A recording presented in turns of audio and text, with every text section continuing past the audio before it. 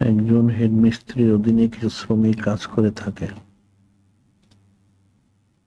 হেডমিস্ত্রি কাজের পরে শ্রমিকদের ন্যায্য মজুরি না দিয়ে একটা অংশ কেটে নিয়ে নিজের কাছে রেখে দেয়। এই রেখে দেওয়া টাকাটা কি তার জন্য জায়েজ হবে?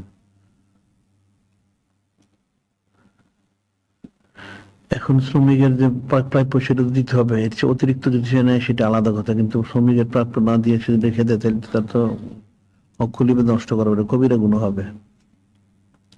কারণ হেডমিস্ত্রির অধীনে কাজ করে হেডমিস্ত্রি যার যেটা প্রাপ্য সেটা সে নিবে, আর শ্রমিক ওটা শ্রমিকদেরকে দিবে। শ্রমিকদের টাকা থেকে সে রেখে দিলে জায়েজ হবে না, কবিরা গুনাহ হবে।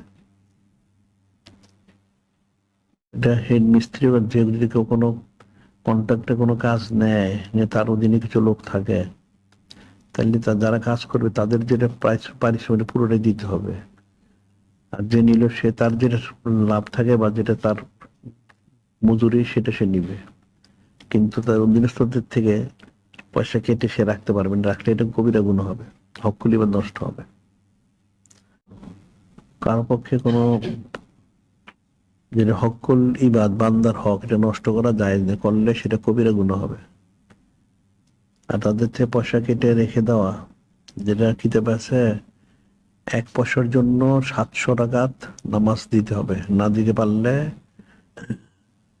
ওই ব্যক্তির গুণাবলী তার কাঁধে চাপায় দেওয়া হবে, নাউজুবিল্লাহ। এই যে কঠিন জিনিস।